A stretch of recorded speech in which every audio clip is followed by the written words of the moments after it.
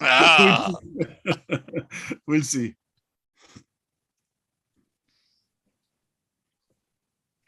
And I'll prompt you when to change the slides.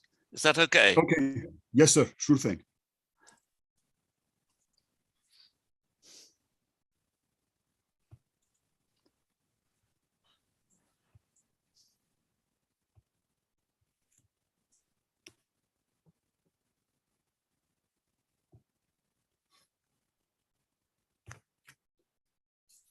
Hello. Good evening, good afternoon, good morning, wherever you are. And welcome again to this webinar of the Gerhard Center webinar series, The Aftermath of COVID-19, the New Social Impact Ecosystem. Today, we are very honored to have with us Professor Alan Fowler.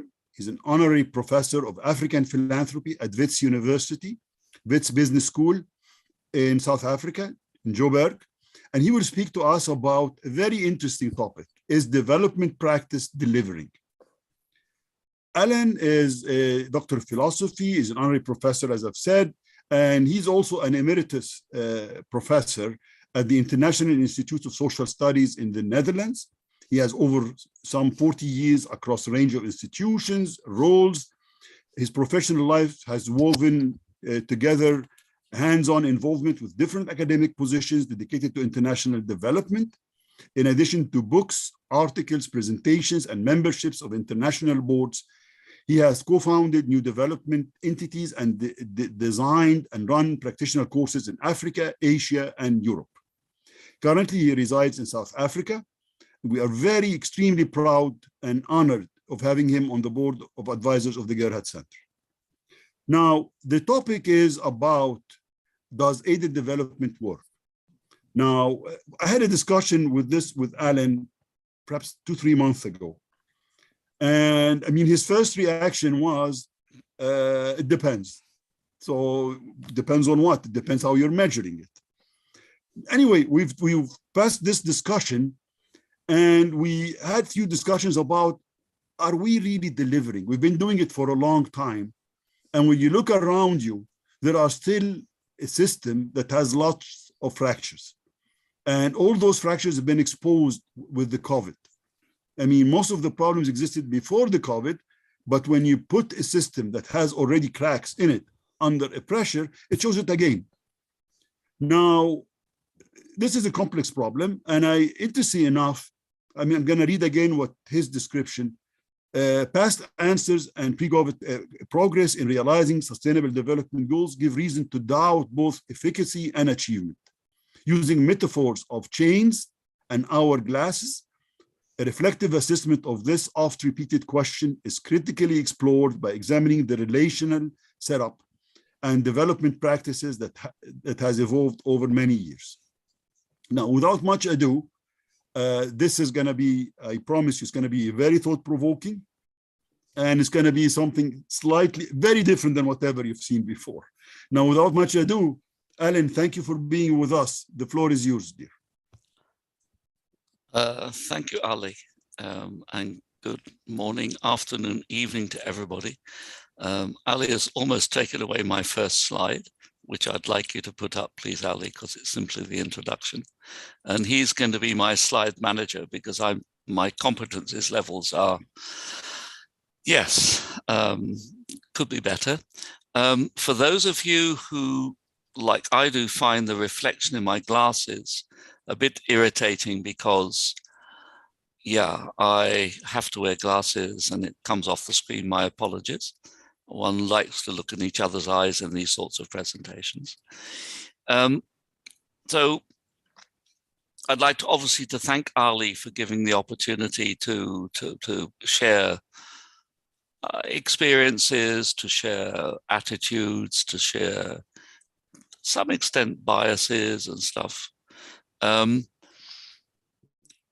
with a somewhat personal twist that Ali knows about but hasn't mentioned. He is the director of the Gerhard Center in Cairo. And it's named after a guy named John Gerhard. And John Gerhard was the person who, in the late 80s, brought me into the Ford Foundation as a funder. He was a remarkable man. He was what I think the technical term is a twitcher. He was a bird watcher aficionado. So to some extent, I would like to reflect back and say to John, who has passed very young, far too young, thank you, John, for creating this center, and thank you to Ali for inviting me to speak now. So the topic is pretty big, like they are. It's not a narrow thing about, does this engine oil work better for that engine oil in that sort of car? So let me try and set the limits to what you think I'm going to talk about. The first is that I'm not going to be talking about humanitarian aid and disaster relief.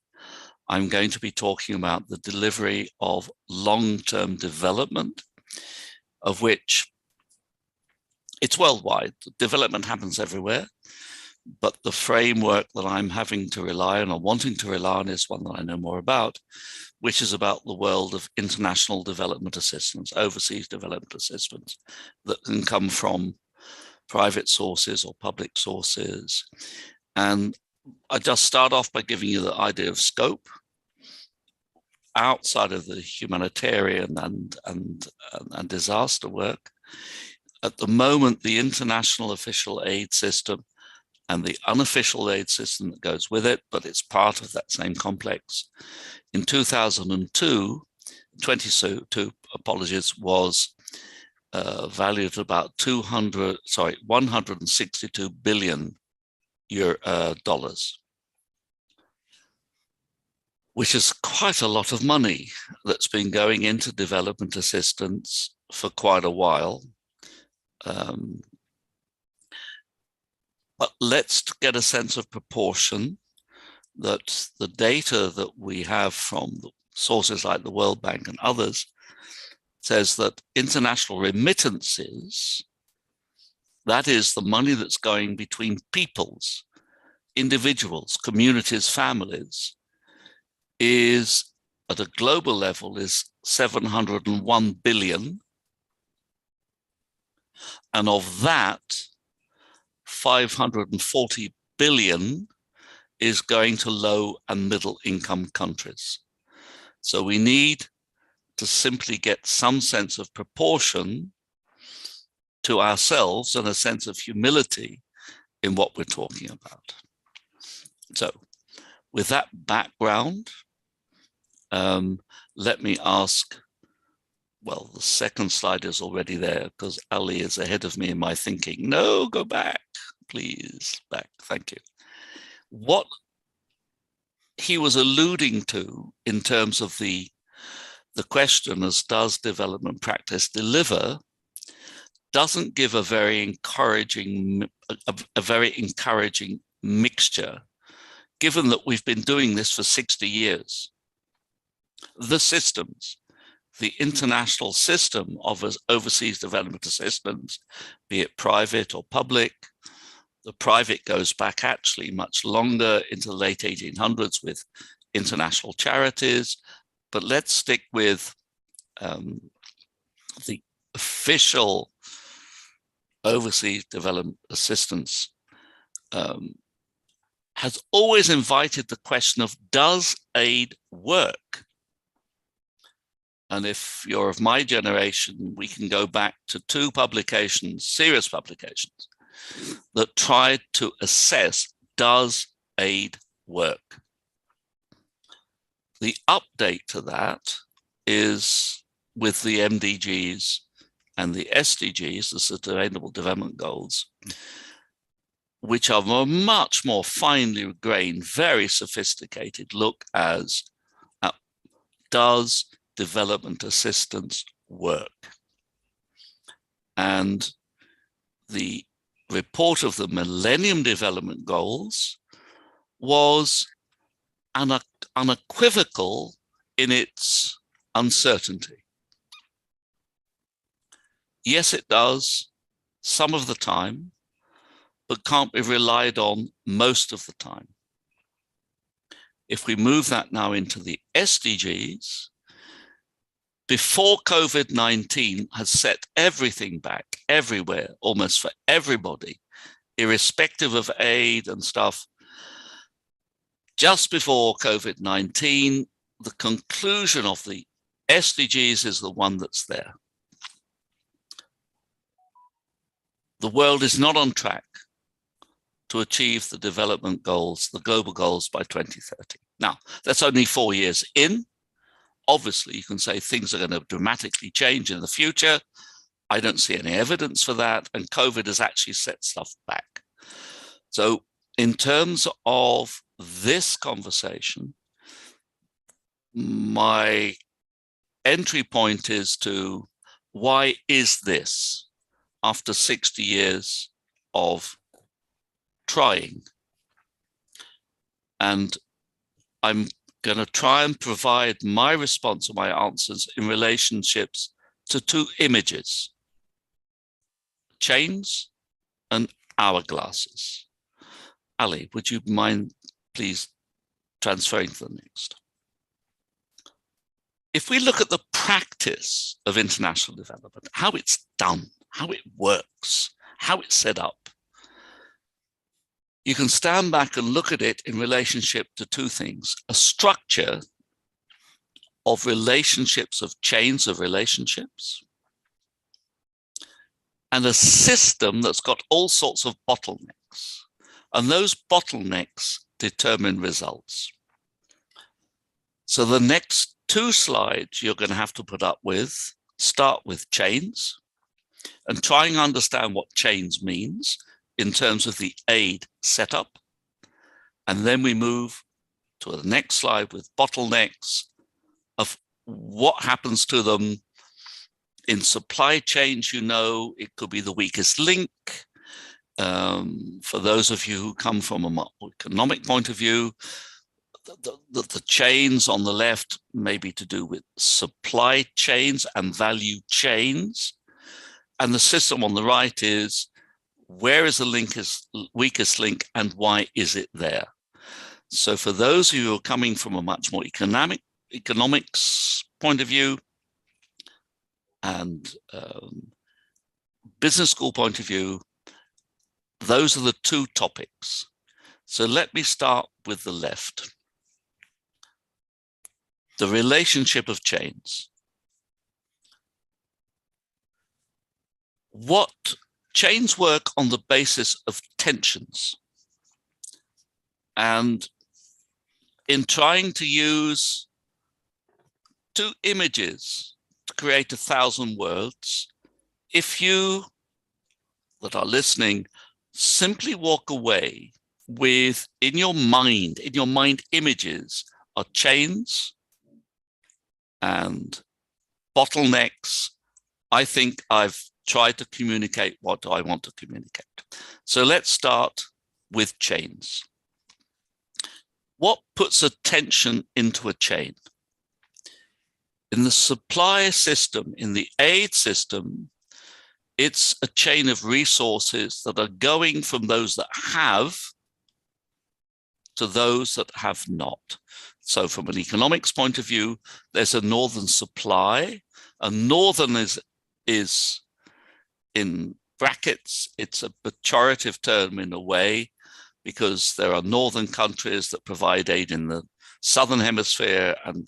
But let me simply, for simplicity, which I'm not necessarily comfortable with, talk about there's a chain between the availability of overseas development assistance, the supply, and the demand for development assistance, which in the continent of Africa, which is where I live, 48% of the African population survive somehow or the other on less than $2 a day or about that. So there's an infinite demand. It's an unlimited demand for supply. However, there is a limited availability. And there are two particular aspects that happen then when northern resource-rich countries want to supply aid. Why do they do that? And outside of humanitarian assistance and disasters, they do it because aid is an instrument of foreign policy. It's part of a foreign policy repertoire. And therefore, how they decide how much aid to give to where is politically driven. There is no evidence that I know of, and I stand to be corrected, that demonstrates that the volume of aid to a country is correlated with the level of poverty in the country. Again, I stand to be corrected. And a complicating factor is that there are pockets of substantial poverty in middle-income countries. I live in a lower middle-income country called South Africa. So it scales up in terms of the international aid system and World Bank conditions, and 48% of the population in the country I live in is considered to live on or around or below the poverty level of $2 per person per day. Now, so we need to understand that the aid chain has tensions between supply and demand.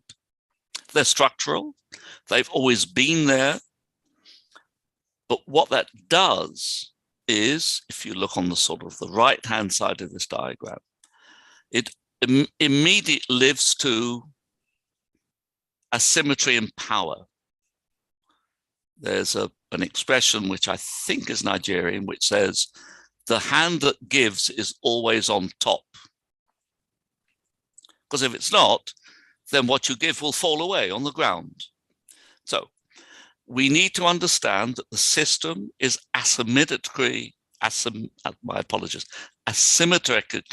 structured by design, by the nature of the world, of those who have and those who have not. Then the question then comes, how do you bring resources from those that have and those that don't have? And the answer is through a whole set of linkages or chains, which, unlike value chains that take value up, are resource chains that bring resources down. So there are a whole set of relationships, and the chains have different sizes and shapes and have different strengths. So you have bilateral chains between countries. Country A in the north, in the resource rich, goes to country B for particular reasons that relate to the foreign policy perspectives. I can give you lots of examples, which I'm happy to do if you pose questions, of how that differs between types of countries. And what the links do are three things. The first is on the right-hand side. Every link separates accountabilities between the actors. Every intermediary in that process brings costs, overheads, for example. So when you look at the cost structures, every time you get a new linkage, and again, if you would like examples, I can give them in illustrations, they bring costs. And if you look across the linkages, because they're also different, there's no real uniformity. How the World Bank system allocates resources has a different set of linkages than how a bilateral agency gives resources through a different set of linkages. How a non-profit organization, a non-governmental organization that raises money from the general public has linkages to bring it from the individual old lady sitting in a house somewhere saying, I want to support children's rights there, gives money, to how it gets to a child who's denied its rights, has a different set of linkages. And one of the issues that the aid system has grappled with and continues to grapple with is the lack of uniformity or connectivity across those linkages. So that's looking at the top end and the supply. Now you look at the southern end and the demand. What do they have to deal with are multiple linkages of different sizes, shapes, times, volumes, criteria, norms, standards. They have to manage all of that. But because in the physics, it's very difficult to push on a chain, you can hang on it, but if you push against it, what happens? Nothing. Because the physics of a chain is you hang on it, you pull on it, and you can change your pull. And demand side countries can be quite astute at how they change the pull, by which donors they speak to and which they don't. On the continent I live on, it's an interesting dynamic going on now between the Chinese option and the Euro-American options. You can start to play off. We had this in the Cold War with Somalia. Do you go to the north? Do you go to Russia? It is part of a geopolitical positioning, which the South has to be very clever about. And more or less they are, is my experience, having worked in Asia and Africa a lot. But it does mean if you look at the bottom end of the unlimited demand side, the way that geopositioning is done is quite critical. And how you manage inconsistencies between all these chains is also critical. What is common is it's very difficult to provide feedback to try and improve resource coordination. So this is the chain story. I'm going to stop there. There'll be obviously questions and answers and many disagreements, I hope. Ali, would you mind moving on to the hourglass?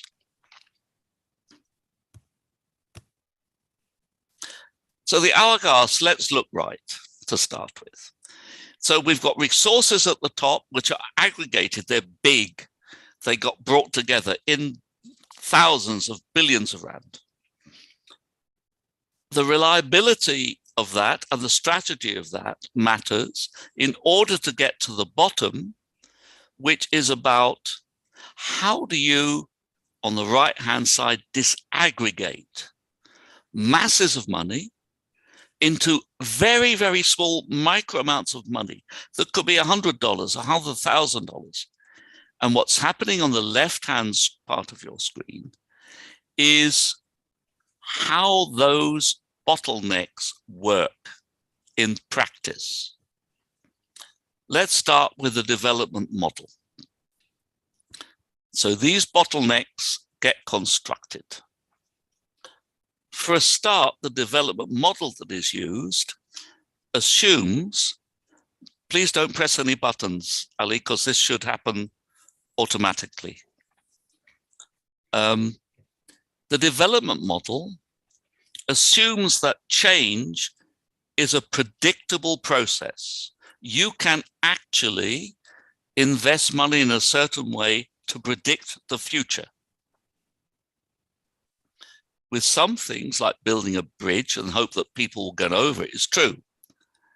In terms of inoculations for measles, typhoid, whatever, and getting behavioral change that people use proper toilets, etc. The linear model of the way that change happens in societies hasn't worked very well. And for reasons I'll explain that it hasn't worked very well, I'll come back to, because of all the other things that you're seeing now appearing in your screen. So the notion that when you try and disaggregate big money on the right to little money below, from the top to the bottom, these are the practices that sit in between. And this is the core of this presentation. So firstly, we have a model of change which assumes the future can be predicted, excuse me. That is, in the very, very short term, probably reliable enough. In the long term of change, it struggles. It really struggles to deliver. And the SDGs and the achievement so far, and in the MDGs, show you to some extent the struggle, which relates to the second bit, that we assume that change is a linear process. If you invest this now, and we do it this way with a certain set of assumptions, and there are all sorts of instruments that the aid system uses, logical frameworks, theories of change, that try and rely on a predictable model of creating a known future, which is not that reliable. And that's what experience shows. This is not simply philosophy, it's practice. You have to deal with contingencies, uncertainties, and unknowns. And your system needs to be able to cope with that.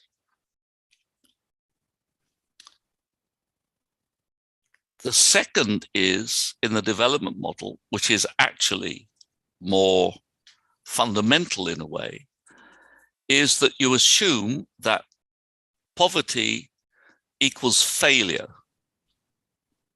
Those who are poor have failed in life. They haven't lived up to life. So instead of looking at the assets that they bring because they've survived, we negate it.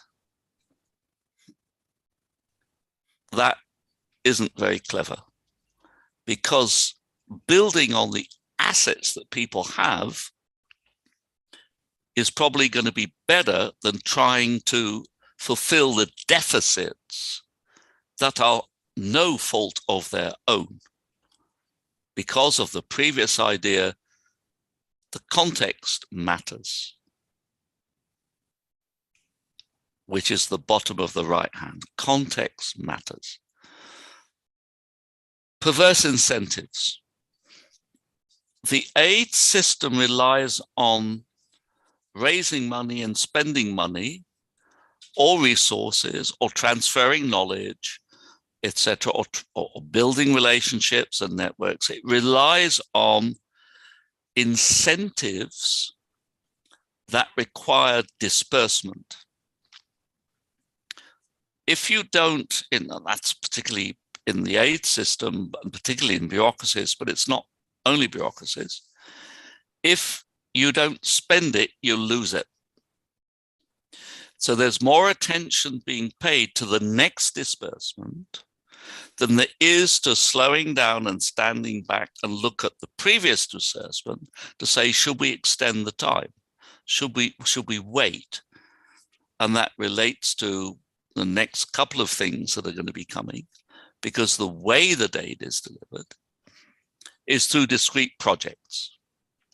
And if you look at the left-hand side of that little schema on the right, projectization is the instrument that's needed to allocate resources. It's not just money. It could be training. It could be knowledge transfers. It could be whatever, into unique, distinct units that can be budgeted for, argued for, justified, and accounted for. So even if some change process in society, for example, reducing domestic, household, or sexual violence, that's not a project as such.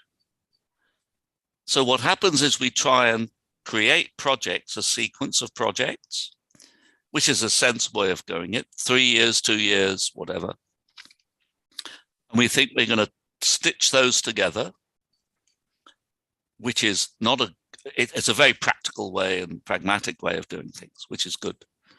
However, it assumes that there's going to be enough continuity in the resourcing to be able to do projects of 3 years or 2 years or 4 years for 10, 15, 20 years, which is what behavioral change is going to take.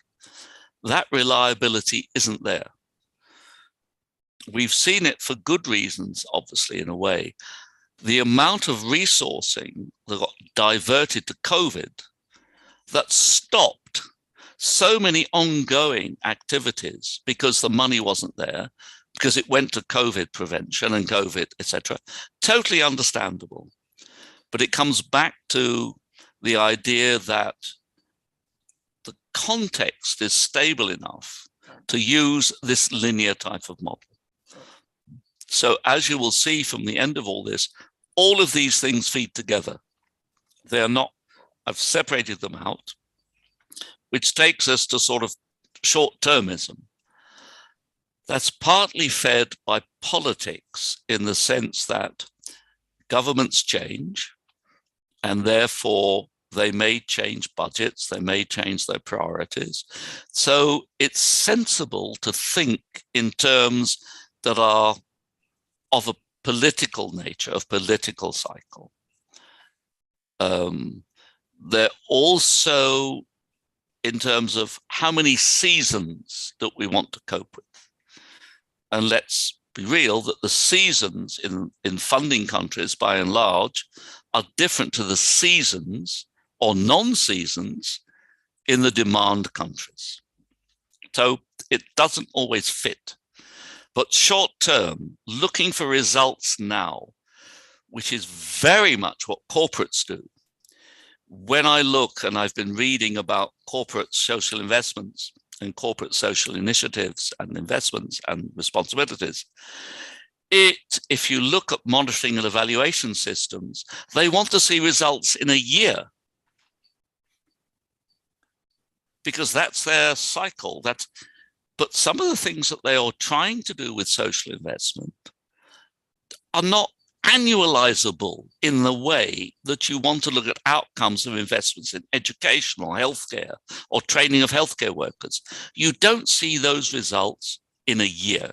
So short-termism is quite a problem in how the aid system works. And it comes back related to projectization. The next one, sectoral separation.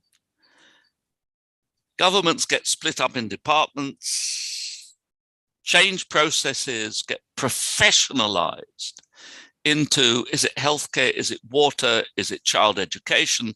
So what you get is that development assistance, be it for-profit or non-profit, by and large, has its specializations. And finance, resources, knowledge, training programs get split up into sectors. The problem is, how do you integrate them, and who does that? Now, a simple answer is that in the integration eventually is in the individual child. It's in the individual adult. It's in the context in which they live.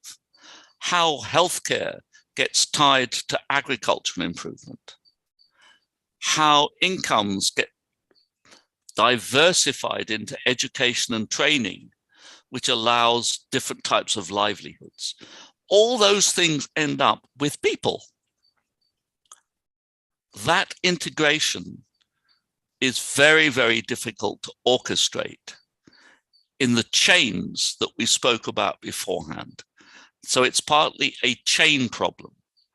The chains are not just institutions, but it's the sectors within institutions. We move on to the next. And Ali, tell me if I'm overdoing my time. No, we're fine. We're fine. Okay. Part of the problem, and a deep part of the problem, is vocabulary and terminology. Partnerships. I'm not sure in your own personal life how many partnerships you have. There's a whole variety of relationships that we live with. The International System Development Assistance relies on the word partnership for all relationships.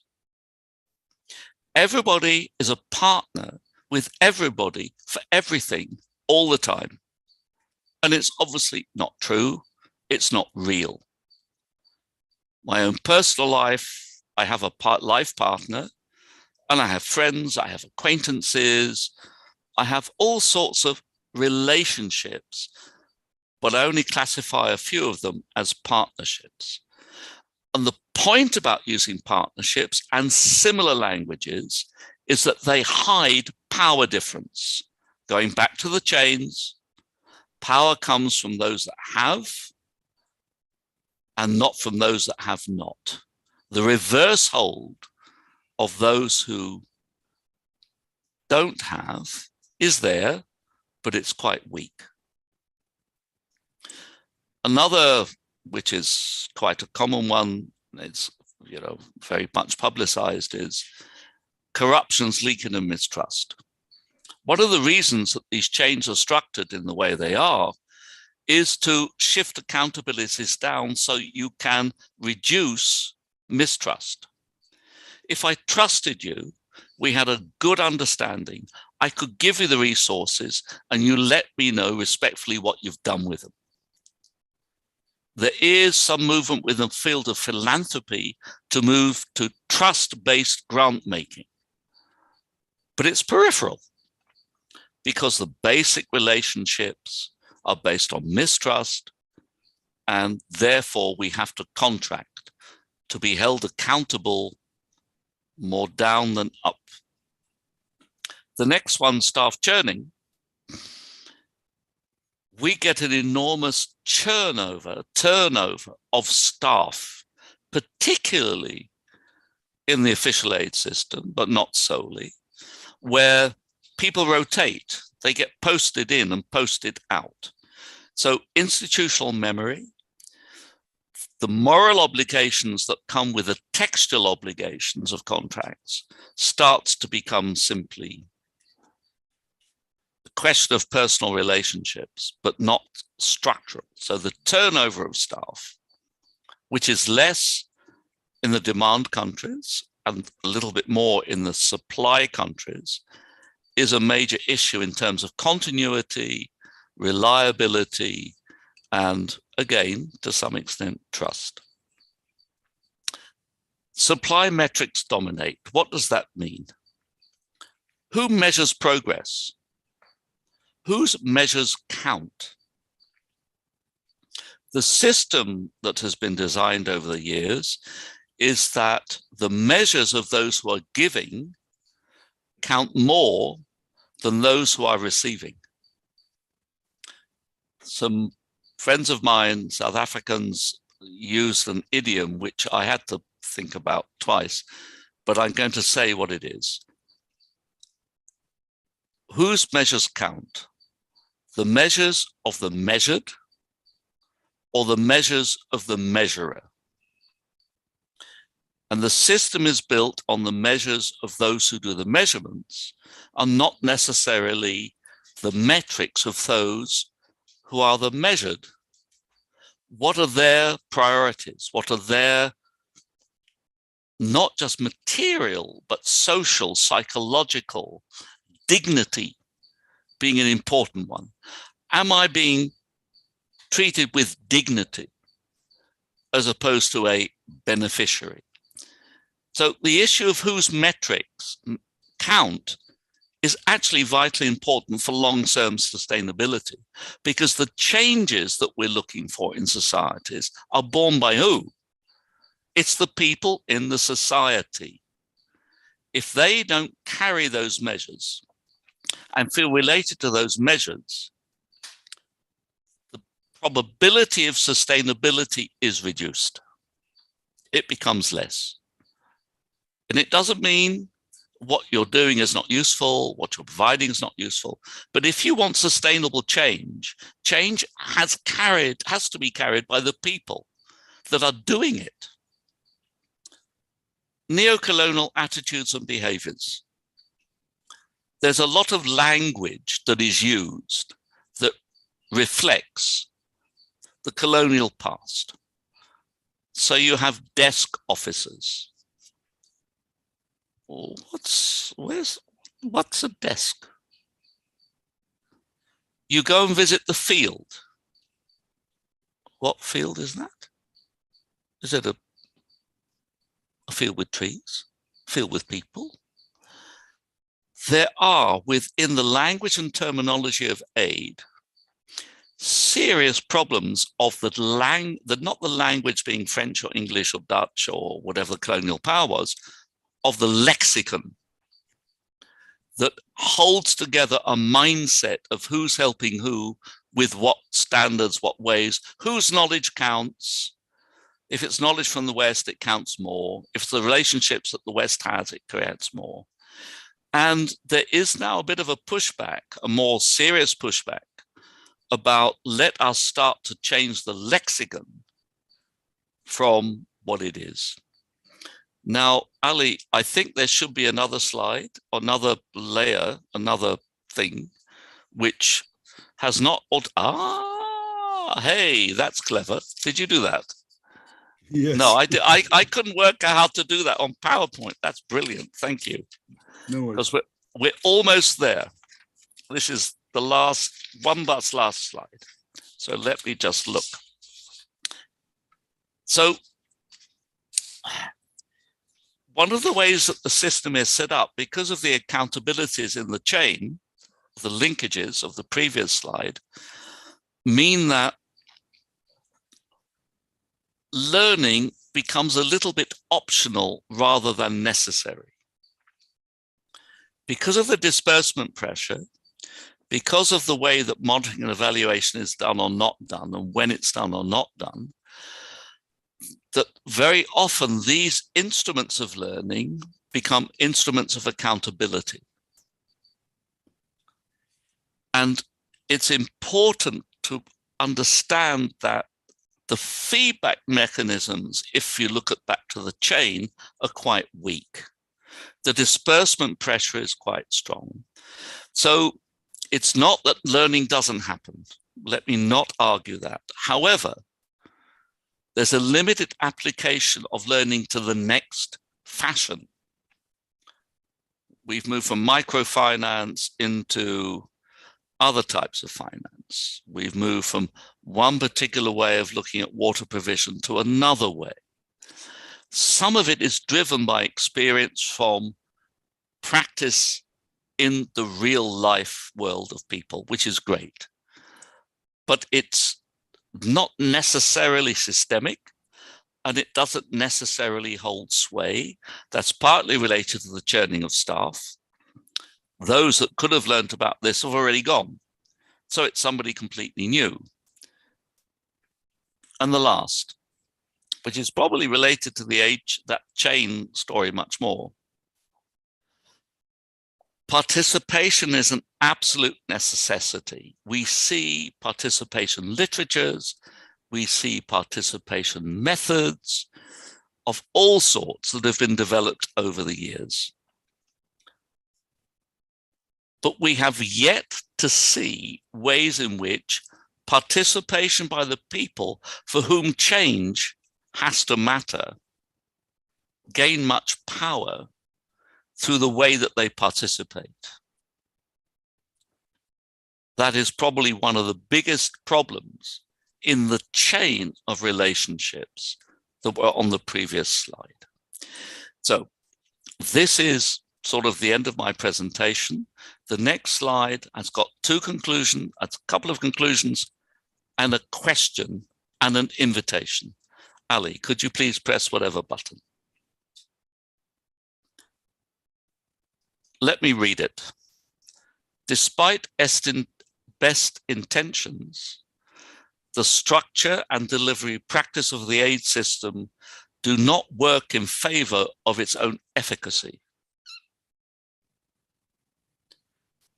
But this does not necessarily mean that the system has no international value and other types of effectiveness.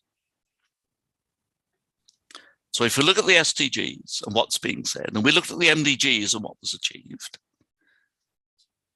you could question, coming back to my very first proposition, these goals are overinflated and overstated of necessity. They're meant to inspire. They're meant to get together efforts to try and bring them together. But in that sense, they're not set up to fail, but they're set up not to succeed very well. But that doesn't mean that the aid system that is going for 60 years doesn't have some other values and effectiveness. Oh, where did that go? Can you bring it back, Ali? Thank you. The question that I would like to end up with, taking the second point, what might this be for whose benefit? And now it's time for your thoughts and your questions. Thank you, Ali, for doing the technical stuff. It's please over to you to moderate Q&A, if that's okay. Thank you, everyone. I'm going to stop the share now. Okay. Now, please, you could either write your question in the chat box, or if you could want to just raise your hands and you could ask the question directly. Okay, Moses, please unmute and please show yourself. Okay, I'll need to show myself. Can you see me? It's dark here. Okay, now, first of all, thanks so much, Alan, for a very instructive and very provocative presentation. But let me just start. My question is really perhaps in the conclusion, where you are asking the question whether actually the system serves its own efficacy. And I'm persuaded that it does. I think, first of all, we need to start from the premise that aid is not humanitarian. Aid is strategic and political. It is intended to serve the purpose of those that are trying to give it. And because it is strategic and political, in actual sense, it is serving their interest. Serving their foreign policy, because when you look at the chain that you have showed us, you have painted for us a clear picture between foreign policy and geopolitical positioning. I think we are losing out in the global south. Either we're not properly positioning ourselves, but in terms of the foreign policy, I think aid seems to be serving them. Aid seems to be serving them because it is for their political interest. Aid is not neutral. Aid is political and strategic. And so it serves their own efficacy. It serves their own foreign policy. So I wouldn't think that it is not serving its own efficacy, unless I misunderstand what you are saying, Alan. But yeah. If I could do a quick response. You are speaking to the second proposition. The first one is, will it achieve the SDGs? And the answer is, in terms of the 17 SDGs, the indicators of performance and success, there, I don't think it will. Moving to the second point, I would agree with you. But my first proposition is the SDGs set 17 goals and I think 127 targets, which are 169. tracked. Thank you. Yeah, my numbers were never good. 169 targets, which are being tracked. Yeah. Will the system as it's designed deliver on 169? And I don't think it's designed for that efficacy. Coming to your second point, which is my second proposition, that aid has other purposes too. So I would agree with you, but separate the two out. Okay. Yeah. Thank you, Moss.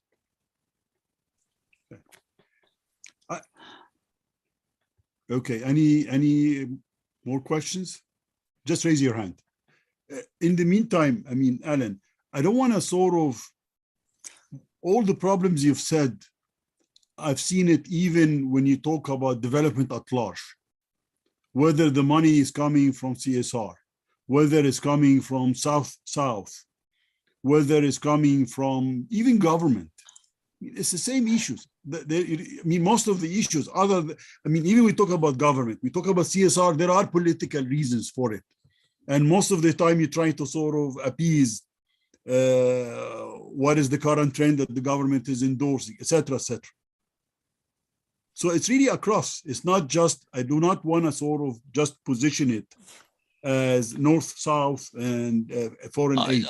I would agree with that, but I would like to point out that somebody had their hand up physically and not...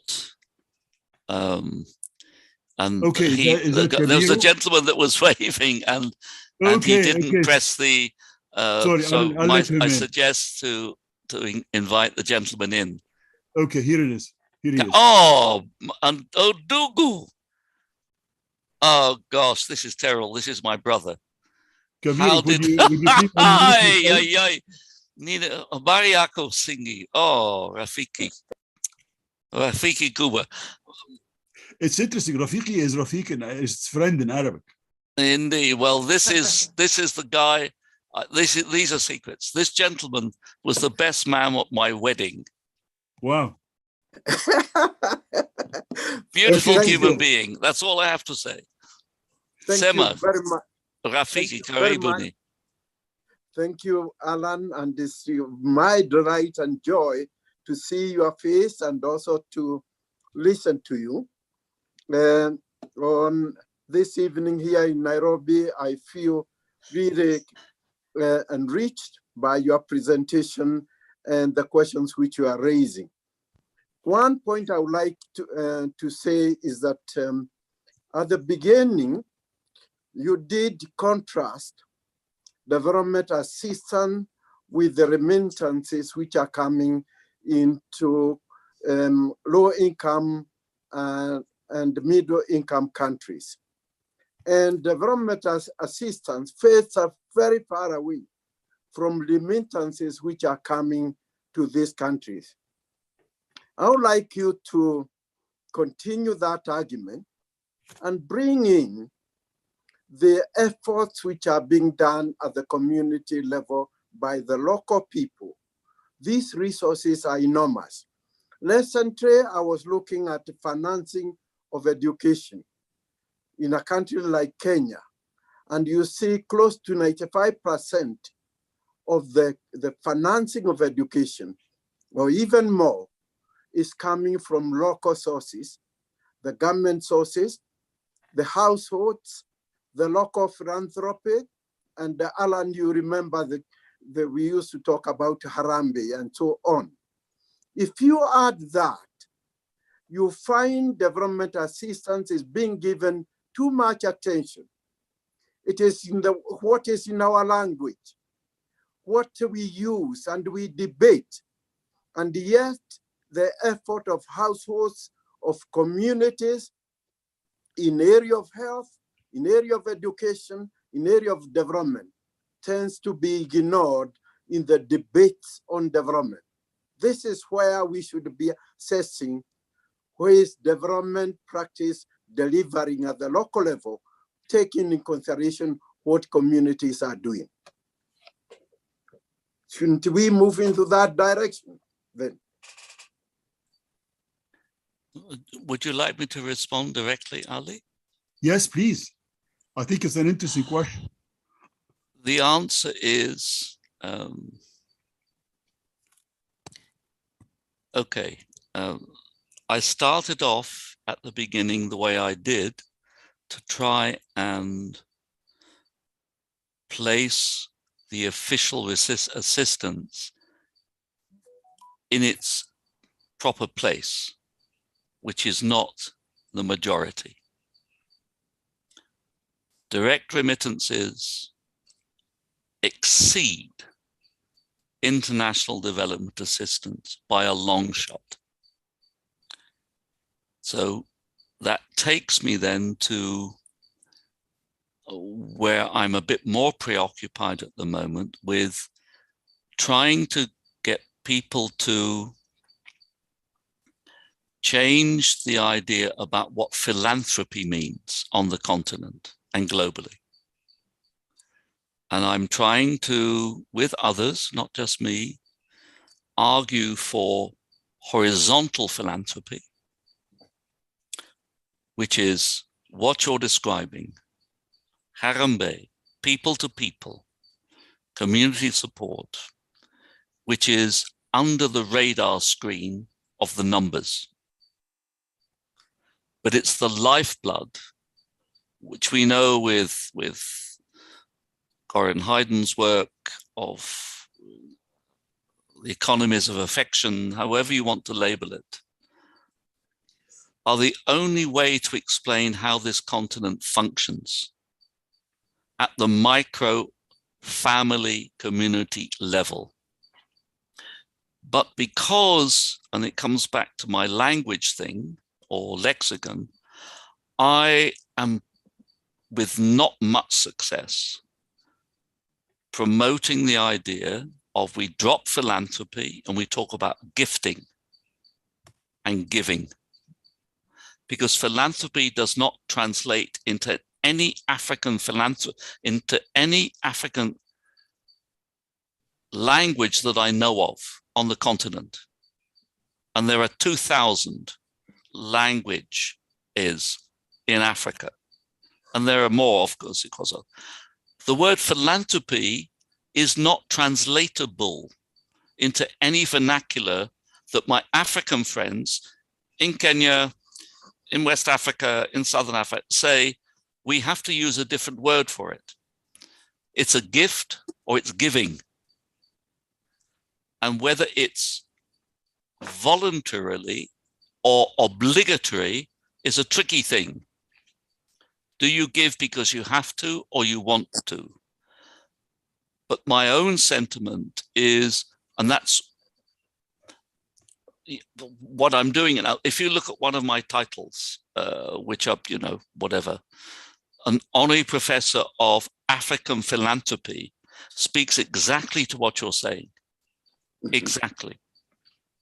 So, my brother, we need to talk offline about life, the universe, but we will do that. This is beautiful to see you again. Ali, I'm sorry. No. If I suddenly see this guy, it's beautiful. It's beautiful. Asante sana, tutanana baadaye. Asante sana. Sawa sawa. I have a question from Esther Pickley. She says, how could unequal power dynamics be addressed so that, hold on a second. Hold on a second. I lost it. Hold on a second. How could power dynamics be, unequal power dynamics could be addressed so that development practice becomes meaningful for the measured? Alan? There are a number of initiatives that are going on, which sort of somehow or the other hang under a bigger umbrella of decolonializing aid and decolonializing development. And that has a lot of aspects to it. If I can suggest to the questioner that there's one initiative called RINGO, Reimagining NGOs. So if they go onto the web and look at the RINGO initiative, you'll see an initiative which has now got 6 or 7 different prototypes to try and answer her question, because it's tough. The question's not new, the solutions we're still struggling with. But there are a number of initiatives, and decolonizing knowledge, decolonizing aid are the umbrella terms, and the RINGO initiative, RANGO, if you go and look there, at the moment, I'm on the edge of it, I'm not deeply involved, but I'm on the edge of it, are doing they're trying to test 8 different prototypes of power shifting change to see if they can work. Not on the level of an episode, but on the level of the system. So if she would like to send me an email or a get well card or an owl or something to peck on my window and wake me up in the mornings, I'm happy to try and say more. But this is in the field of the non-profit NGO world. The initiatives that are going on within the official aid world, I'm less familiar.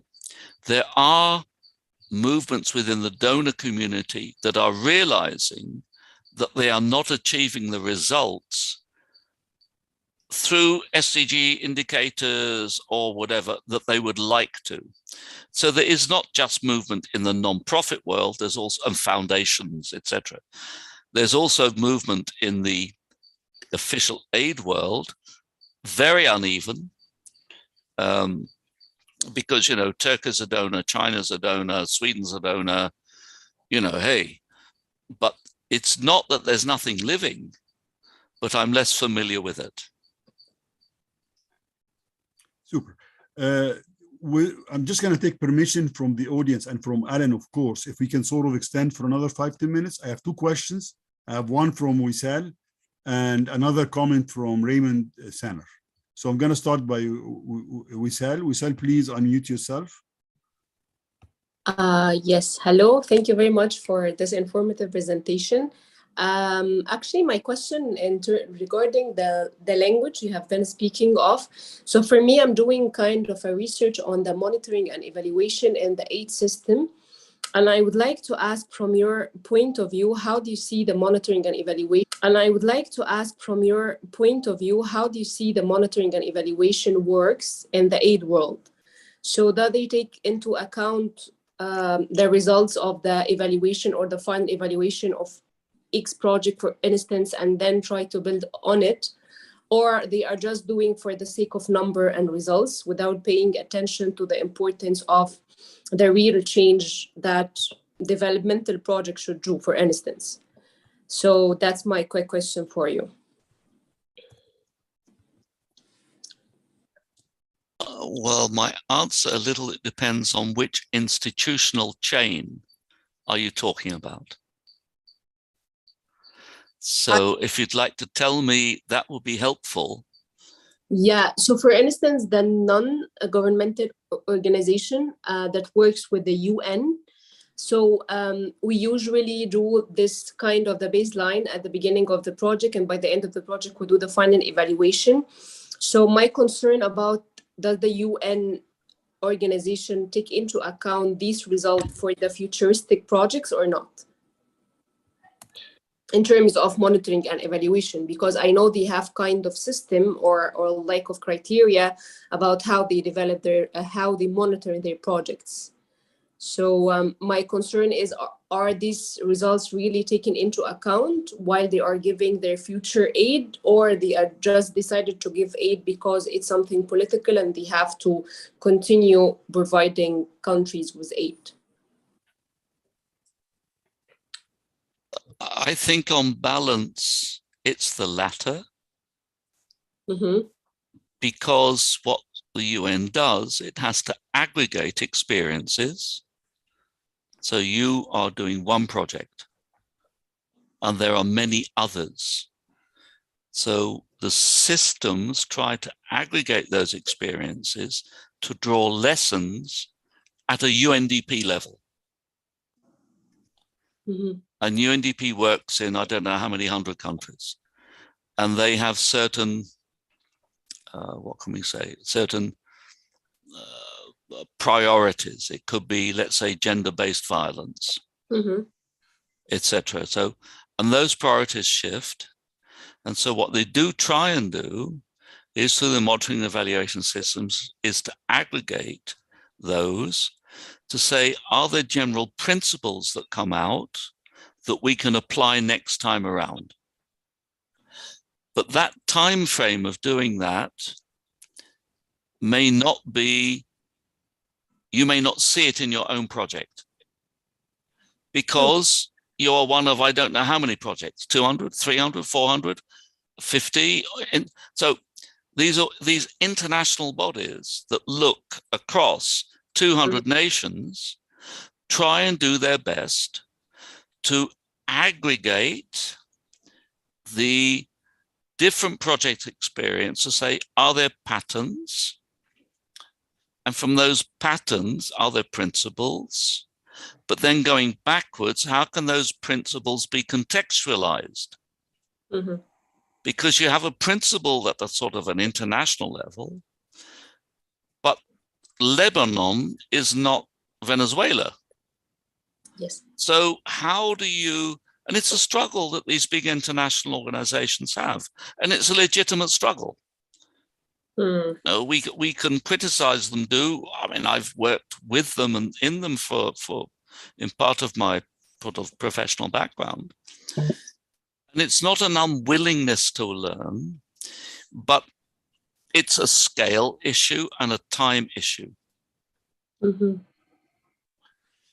And I don't think it's a commitment not to learn and improve, but it does boil down to, what is the politics?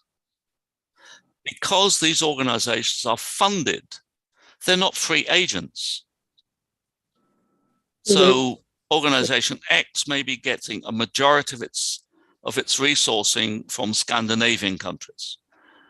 This organization may be getting more from, I don't know, from Latin American countries or America or from Asia or from big donors.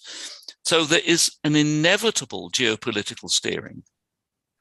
Mm-hmm. So I want to try and argue, not just saying it's very difficult for these institutions and the honest, sincere professionals in them to strike a balance. And eventually the professionals are not in control. The politicians are. Yeah. Inevitably. They are intergovernmental entities.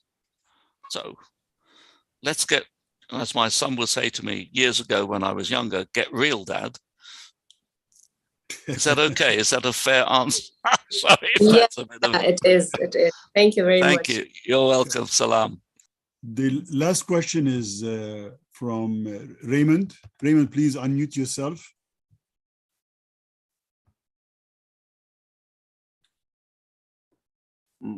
Oh, okay. Thank you, Ali. You hear me? Yes. Alan too. All right. Yes, I can hear you. Good afternoon, right, Adrian. Or good evening, or good morning. Good evening. Bonsoir. Bonsoir, comment ça va?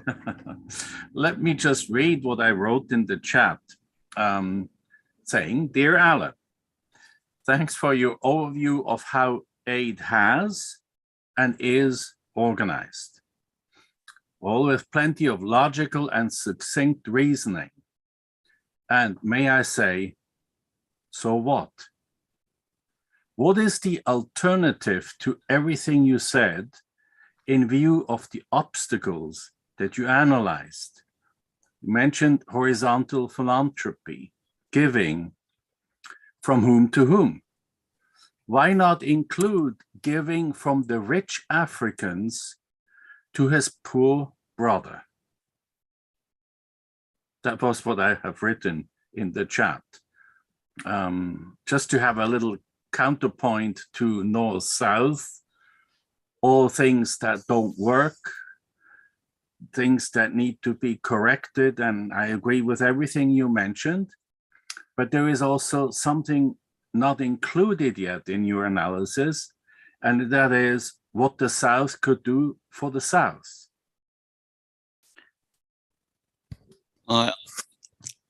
If you hadn't asked that question, I'd have prompted somebody to do so. Thank you very much, because it's partly linked to the question or the answer to my brother Kabiru in Kenya. What is above and what is below the radar?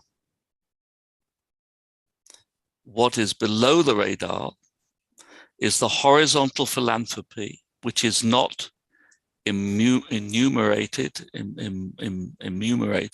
It's not numbered, of how horizontal philanthropy is a daily part of life, of giving. I don't like philanthropy, as you know, of giving.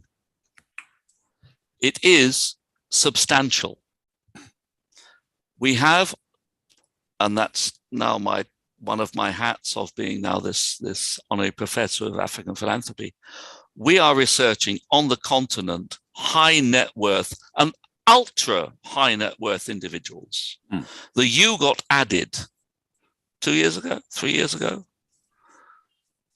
And who are they funding and why? And they are. And they're doing it in their own way. And so there is, the jargon is, there is a lot of attention to domestic resource mobilization. A lot. From an academic point of view, which is sort of one of my hats, it is very difficult to research. It's simply embedded in the social fabric. The elevation of billionaires, African billionaires, is relatively recent.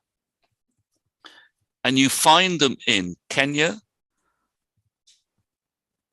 Nigeria, South Africa, and Egypt. With a few scatterings, the odd one in Malawi or the odd one, but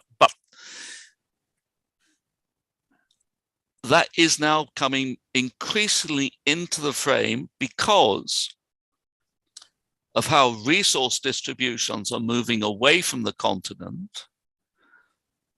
And I think the answer to your question, your very, very good question, is twofold. We need to understand and quantify how horizontal philanthropy works on this continent. You don't have to be unbelievably rich to be to have a philanthropic behavior. We need to undo that idea that only if you are seriously rich are you a philanthropist. And that's why I don't like the word philanthropy. I use giving and gifting. Everybody knows what a gift is, whether it's for a family ceremony, whether it's for a birthday, whether it's for you, I'm sure, have received gifts. And I'm sure you've given gifts, but you probably wouldn't have called yourself a philanthropist. But your behavior is philanthropic. So I think the challenge that you're offering, the critique you're offering, is unbelievably important to follow through. Because that is, and we see it now in, with China with its billionaires, and it's got its drawbacks, mega philanthropy, whether you, I don't know if you use Twitter, but you may or may not be subject to Mr. Elon Musk's, what you may or may not, or whatever. It's a much bigger picture, of which my brother in Kenya said the numbers dwarf, through remittances, they dwarf international aid allocations. And that's across international borders. It says nothing about what's going on within the borders, or even within Africa. The remittances between African countries of migrant workers is substantial. So we need to de-elevate and rebalance this part of human behavior. Is my own, but that's my own. That wasn't what I was asked to present on, but thank you for allowing me to be able to say what I've said. And whether I'll get beaten up by Ali at the end of this, I'm not quite sure. But Raymond, thank you very, very much. Thank you, Alan. One of the key questions. Thank you, Alan. We all got gifted by the presence of Ali. You are who makes it possible that we can discuss. You're very right. You're very right. Thank you, Raymond, and thank you, Ali. Over to you. Thank you. Thank you, Raymond. Thank you, Alan. I mean, in the end, I think we've sort of with 15 minutes over, and we're still keeping lots of people. That tells you a little bit more about the interesting discussions that we have. In the end, I really want to thank you, Alan, again, for a very interesting webinar. It has been really thought-provoking, and it has been really, I mean, it's fantastic. I mean, I cannot thank you enough. I thank you, everybody, for participating, and I look forward to seeing you in future webinars. We should have a webinar early June. We'll keep you posted, and it will probably be around about COP27 and climate change, just because of Egypt hosting the COP27 in November. Thank you, everyone. Thank you, Alan, and I look forward to having you. Thank you to everyone. Bye-bye, Alan. Thank you for tuning in. Bye-bye, everybody. Bye. Bye-bye. Bye, Alan. Thank you again.